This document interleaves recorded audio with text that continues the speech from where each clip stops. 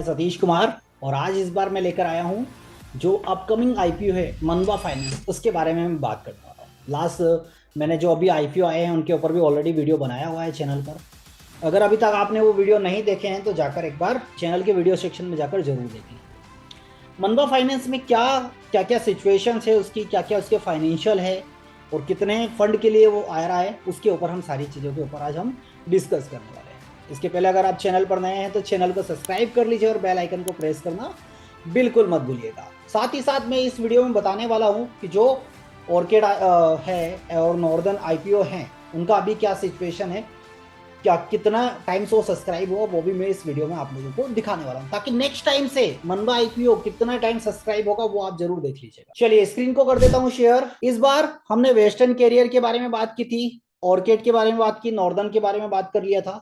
अब है मनवा फाइनेंस के बारे में। और नेक्स्ट जो आईपीओ आने वाला है, अगर इसके बारे में अगर आपको डिटेल चाहिए, जो कि इसकी ओपनिंग होगी 25 को, तो मुझे आप कमेंट बॉक्स में जरूर बताइएगा। चलिए मनवा फाइनेंस के बारे में बता देता हूँ। मनवा फाइनेंस जो है वो 1998 में इसका स्टार्टअप हुआ था। ये जो फाइनेंस है एक नॉन बैंकिंग फाइनेंशियल कंपनी है, ठीक है। मतलब कि ये टू व्हीलर, फोर व्हीलर और इलेक्ट्रिक ऑटो, ऐसे electric auto, two wheeler, four wheeler और पुरानी गाड़ियों को, पुरानी कारों को लोन प्रोवाइड करती है। इसकी जो ओपनिंग होने वाली है, ये जो ओपन होगा मंडे को 23 सितंबर को होने वाला है और इसकी जो क्लोजिंग होगी वो 25 सितंबर को होने वाली है। इसका जो अलॉटमेंट होगा वो 26 को होगा और जो अलॉटमेंट के बेसिस पर इसका जो रिफंड आने वाला है वो 26 सितंबर को। पैसा आपके अकाउंट से डिडक्ट नहीं होता है, बस आपके अकाउंट में जो सेविंग अकाउंट है वहीं पर आपका अमाउंट ब्लॉक हो जाता है, ठीक है। शेयर जो क्रेडिट का डेट इन्होंने दे रखा है वो 27 को शेयर्स क्रेडिट होंगे और 30 लिस्टिंग की डेट है 30 सितंबर को। लास्ट आप मैंडेट कब तक कर सकते हैं इसका पेमेंट, वो 5 सितंबर 2025 को 5 बजे तक आप पेमेंट मैंडेट कर सकते हैं, ठीक है। यहां पर और भी डिटेल देखते हैं। और डिटेल में क्या है, फेस वैल्यू 10 रुपीज की है, प्राइस बैंड है 120 रुपीज का। एक लॉट के अंदर जो शेयर्स होंगे, क्वांटिटी होगी वो 125 शेयर्स होंगे। टोटल फ्रेश इश्यू जो है वो 150 करोड़ का है। छोटा आईपीओ अच्छा आईपीओ है, मतलब जहां पर कम फंड की रिक्वायरमेंट होती है वो एक आईपीओ अच्छा संकेत है हमारे लिए, ठीक है।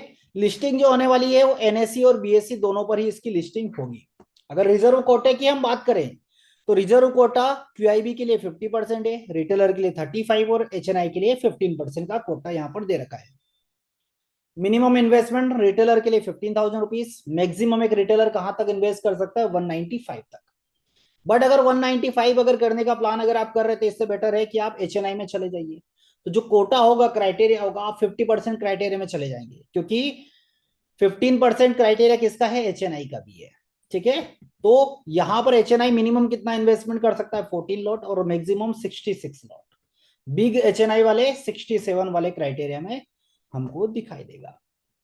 अबाउट मनवा फाइनेंशियल लिमिटेड, इसके बारे में आप पढ़ सकते हैं कि क्या क्या करता है। New two wheeler, three wheelers, electric two wheelers, ठीक है, electric three wheeler, used car, small business loan और पर्सनल लोन ये मनवा फाइनेंस डिस्ट्रीब्यूट करता है।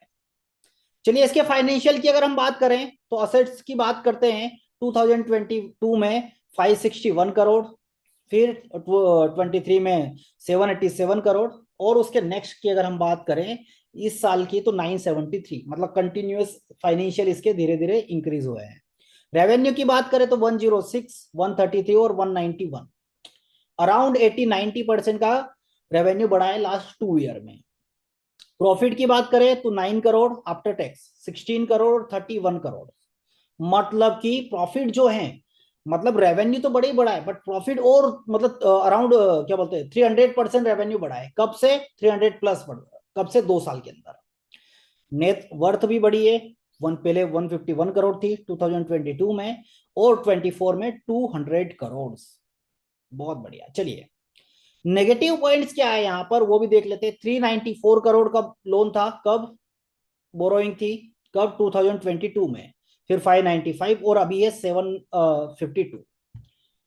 इसका काम क्या है, मनबा फाइनेंस का ये लोन देती है और अगर इसके ऊपर कर्ज ना होगा तो फिर क्या होगा, क्योंकि यहाँ पर डिफॉल्टर के भी बहुत ज्यादा चांसेस है। तो फाइनेंशियल सेक्टर में ऐसा लोन हम नहीं देखे। जैसे बजाज हाउसिंग फाइनेंस में देखिए, वहां पर भी ये चीज आई थी कि वहां पर भी उसका जो बोरोइंग है हर साल बढ़ता जा रहा, प्रॉफिट रेवेन्यू सब बढ़ रहा है तो बोरोइंग बढ़ रहा है। तो ये पॉइंट इतना कोई खास नहीं है, मतलब इतना प्रॉब्लम यहाँ पर हमको नहीं है इसमें। और भी बहुत सारी डिटेल है यहाँ पर, वो भी आप पूरी डिटेल मनवा फाइनेंस की पढ़ सकते हैं। चलिए आगे आते हैं और आगे देखते हैं हम। जब यहाँ पर इसका सब्सक्रिप्शन देख सकते हैं कि कितने परसेंट वो सब्सक्राइब हुआ है, जितना टाइम्स होगा उतने ही उस शेयर्स के अच्छी लिस्टिंग के चांसेस है। अभी जीएमपी का क्या भाव चल रहा है वो देख लेते हैं। अभी जीएमपी क्या दिखाई दे रहा है, कुछ भी नहीं दिखाई दे रहा है। ठीक है, अभी कुछ भी नहीं दिखाई दे रहा है जीएमपी, मतलब 120 का ही प्राइस चल रहा है। इस बात का ध्यान, जीएमपी जीरो मतलब कि ध्यान रखिएगा कि कोई अच्छी खास लिस्टिंग के चांसेस नहीं है। बट वो कोई बात नहीं, जीएनपी जब वो स्टार्ट होता है उस दिन से लेकर जब तक एंड डेट होती है तब तक हमारे पास मौका होता है कि तब तक हम उसका जीएमपी देख सकते हैं। न्यूज अगर इसके बारे में पढ़ना है तो इस न्यूज वाले सेक्शन में जाइएगा।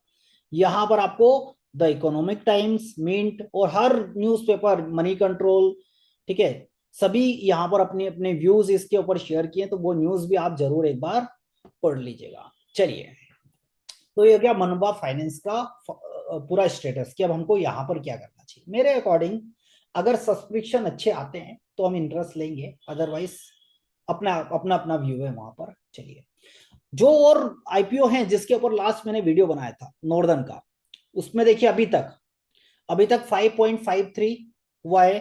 5 बजे के बाद एक बार इस डेटा को रिफ्रेश करके जरूर देख लीजिएगा, ये अभी का डेटा है। ऑर्किड का डेटा अगर मैं बात करूं तो 11 टाइम्स सब्सक्राइब हुआ है, और वेस्टर्न करियर की बात करूं तो 5 टाइम्स वो सब्सक्राइब हुआ है। यहीं पर अगर हम देखें कि जैसे बजाज हाउसिंग फाइनेंस की अच्छी लिस्टिंग हुई थी तो उसमें कितने परसेंट का क्या बोलते हैं सब्सक्राइब हुआ था, तो कितने परसेंट हुआ था वो देख लेते हैं हम। जिसमें सबसे अच्छा था क्यूआईबी, 97% वो टाइम्स वो अप्लाई किए थे, टोटल 28 टाइम्स वो अप्लाई हुआ था ये वाला आईपीओ। ठीक है, तो अभी इन आईपीओ को और एक बार देखिएगा, मतलब क्या बोलते हैं कि 5 बजे के पहले भी एक बार देखते रहिएगा। जैसे जैसे मेरे मेरे अकॉर्डिंग ऑर्किड डेवलपर्स एक अच्छा सब्सक्राइब हो चुका है 11 टाइम्स, तो एक ठीक ठाक वो देने की उम्मीद हमारे पास यहाँ पर दिखाई दे रही है। इसके बाद वो लिस्टिंग गेन अगर आपको अलॉटमेंट होता है तो आप मुझे कमेंट बॉक्स में बताइएगा कि उसके बाद लिस्टिंग गेन पे ही हमको बुक कर लेना है या क्या करना है, उसके ऊपर फिर मैं आप लोगों को आगे गाइड करने वाला हूँ। अगर आपको एसएमई आईपीओ के बारे में भी चाहिए कि भाई एसएमई आईपीओ क्या होता है, कि 1-1.5 लाख रुपए का इन्वेस्टमेंट लगेगा, 2 लाख 3 लाख 4 लाख ऐसे रिटर्न्स भी एसएमई अभी तक दिया हुआ है, तो ऐसे आईपीओ के बारे में भी अगर जानकारी चाहिए आपको तो मुझे आप कमेंट बॉक्स में जरूर बताइएगा। तो उम्मीद करता हूं कि ये इन्फॉर्मेशन आप लोगों को अच्छी लगी होगी। ऐसे इन्फॉर्मेशन के लिए चैनल पर बने रहिए और अपने वैल्यूबल कमेंट शेयर करते रहिएगा। Thank you so much.